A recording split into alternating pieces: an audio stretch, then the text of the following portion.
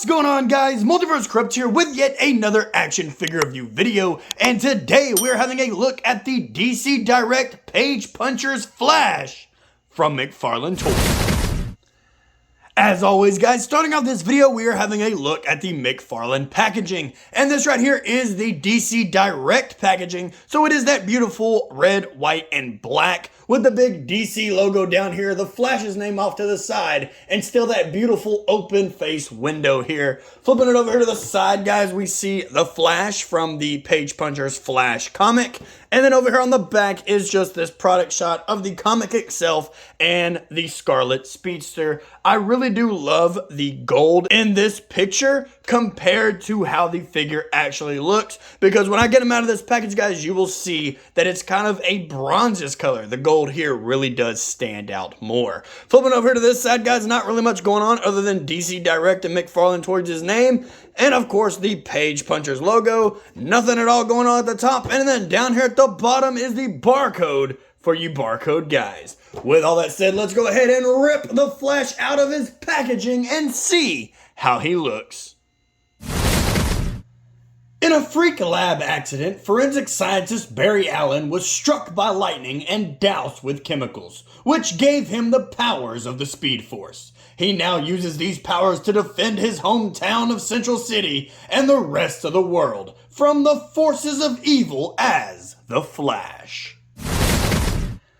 So right here, guys, is the Scarlet Speedster, the Flash, standing on the rotating turntable, and for my first-hand impressions, I'm gonna say that I really do like this guy. There's just something about that helmet that is really not sticking with me. I've always kind of not hated, but really not liked the overall visor look. I prefer the Flash cowl. I think that is the superior look. Now, I will also say, we'll see it more in the detail, I am definitely missing some paint on this guy, and I can't wait to point it out to you guys if you guys haven't caught it already. With all that said though, guys, let's go ahead and take the Flash off of the rotating turntable and take a closer look at the accessories that he came with. When it comes to the accessories, guys, we're of course starting off with the Flash comic book. This is a Page Punchers after all. Spoiler warning for the comic itself. I'm gonna give kind of a brief summary of what goes on. Bear with me, I'm not the greatest storyteller, but let's get into it. So the Flash, Wally West, and Atom are the main characters, the main superheroes for this story, and they get an SOS from Iron Heights. They zip off over there to try to save the day and find out what's going on, where they find out the prisoners are taking over, and it looks like they're under some sort of mind control. They're clicking, they're clacking, everything's going weird. They end up running into Heatwave, who also is under mind control, in his full suit, and he's laying waste to everything in his path with his flamethrower. They end up fighting for a little bit, and they end up knocking Heatwave free of his mind control. He agrees to help the team because he's not a big fan of having his mind taken over. They push forward into the prison and end up running into Captain Cold. He is also under mind control. They fight him for a bit, knock him free of his mind control. He agrees to help too. Who's a fan of having their mind controlled? They end up finding out that Gorilla Grodd is behind it all. They fight him for a little bit, and the Flash hits him with a haymaker after he's done doing his little mind games on the team. And then there's a part where the Atom gives Wally West his abilities, and he shrinks down and zips inside this machine and disconnects a bunch of wires that, if I remember correctly, had something to do with taking over everybody's mind at once. So it wasn't really a great read for me. Nothing really stood out. It was just your run-of-the-mill Flash story. It's definitely not Flashpoint vibes, but it was still a good time. You know, it was just one of those things of, oh, what's going on? Who's taking over? Blah, blah. And then it's Gorilla Grodd, as if we didn't know, looking at the image on the front here. With all that said though, guys, let's go ahead and move away from the comic book and take a look at the actual accessories that came with the Flash. Next for the accessories, guys, the Flash does of course come with a standard McFarlane base with DC just stamped right there on the front with a foot peg. Once again, like we saw with the last Page Puncher, guys, that is just the front image of the comic for your trading card here with the Flash's name at the bottom. Flip it over on the back, the close-up of his face and his little read-up if you want to pause the screen and read it right now.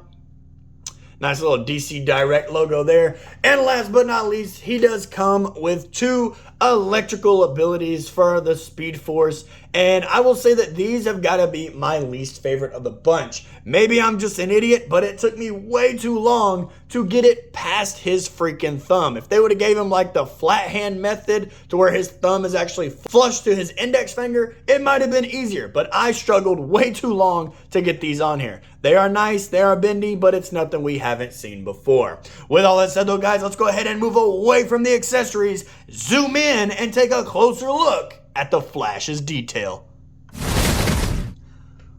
When it comes to the detail, guys, right here front and center is the Flash, Barry Allen himself, and I will say for the overall suit, it is one of my favorites, but I just can't get past the cowl. Starting off with the head sculpt, I can't get past the visor. I don't know what it is with a visor with a Flash. I'm just never a big fan of it. Even when they give the Flash the eye lenses like we saw in season 4 for the CW, or even for the upcoming video game Suicide Squad Kill the Justice League, he has lenses. I don't like it. I get it's realistic, bugs flapping inside his eyes when he's at super speed, but I just don't like the visor. It's just never appealed to me. I like the cowl better, but it is a beautiful design. It does have its detail. You know, I'm not gonna gripe about it over the top. I may have already done that. I may have overstayed my welcome in that department. It's just something I'm not really into with the visor. But the overall helmet is pretty freaking great. Now, the thing I do like about these Flash ears is they are bendable. They're a soft plastic, so you don't have to worry about getting them caught on anything and them snapping off. So that is a beautiful detail in my opinion. Going down here now, guys, to the overall suit. Now, this is where the eye candy is. I really do enjoy this freaking suit. All of the lines coursing throughout the suit. I'm not a big fan of the color that they went with for the golden bits. They gave him kind of a watered down bronze, it looks like, compared to this part of the comic where he is literally red and gold that we know from the Flash. I would have also liked to see his eyes in the visor. I feel like this is the lazy route, but I digress on the subject. But throughout the overall suit, I do think it looks amazing. Now, I did say to you guys, something is missing from this here, and for me, it's right here.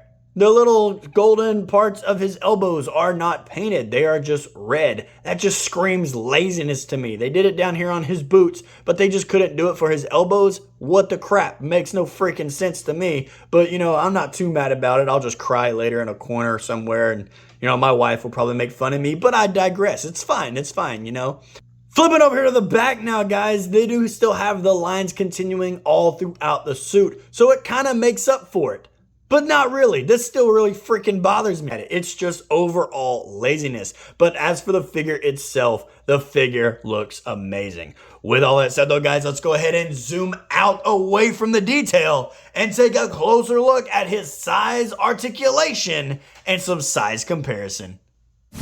When it comes to how tall the Flash stands, guys, the Flash does stand at exactly 7¼ inches tall. So if you just want to round down and call it that standard 7 inches for McFarlane Toys, that is what I am going to do. So it is a 7-inch scale. Still is amazing. Let's go ahead and get him a little closer to the camera here to check out that articulation. When it comes to his head articulation, guys, his head does look up about that far and looks down all the way. So we got more down than up. He is, of course, on that ball joint, so it does rotate all the way around, and he does, of course, come with that beautiful head tilt. His arm articulation, his arm goes out about that far and rotates all the way around. A beautiful working butterfly joint. Love to see that make a comeback in the videos.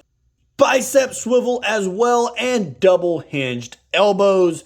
His wrist is, of course, on that brand new wrist hinge that they're working with, and it does hinge up and down perfectly, and it does rotate all the way around. Going over here to his ab crunch, guys. His ab crunch forward is non-existent. Nothing has changed from McFarlane Toys there. But he does, of course, do the limbo like a champion. Does also get some very decent ab tilt as well. Nice little ab tilt going on here. And he does swivel on his ab crunch as well. Going down here to his waist. Now, guys, his waist does, of course, swivel as well all the way around. No problems there. Legs kick forward about that far. They go back about that far. Double hinged knees, and of course, down here at the ankles, they do articulate down. They articulate up. He does come with toe articulation and that beautiful ankle pivot. Starting off the size comparison, guys, here we have like a before and after if you want with these two different Flashes. We have the McFarlane 2-pack Flash that came with Red Death, and I do think they scale together beautifully.